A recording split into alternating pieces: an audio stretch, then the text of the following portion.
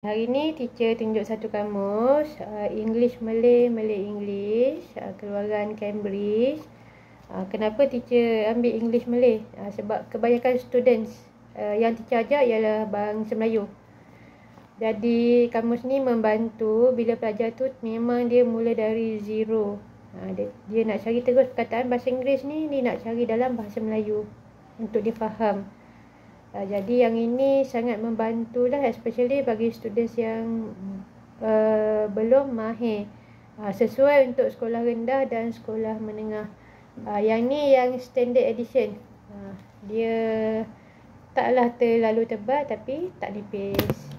Okay, kamus yang teacher nak tunjuk sekarang Advanced Learner, yang ni English to English, dia bagi maksud dalam bahasa Inggeris. Yang ni kenapa dia bagi advance? Student tu dia dah tahu dah perkataan dalam bahasa dia. Contohnya bicycle, dia dah tahu dah bicycle dalam bahasa Melayu basikal, tapi apa pula maksud dia dalam bahasa Inggeris. So boleh guna yang ini. Yang ini biasanya sekolah menengah lebih sesuai lah. Dia agak tebal.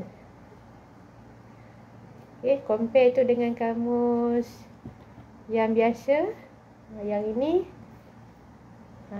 beza ya. Jadi pilih yang tepat, yang sesuai untuk anda.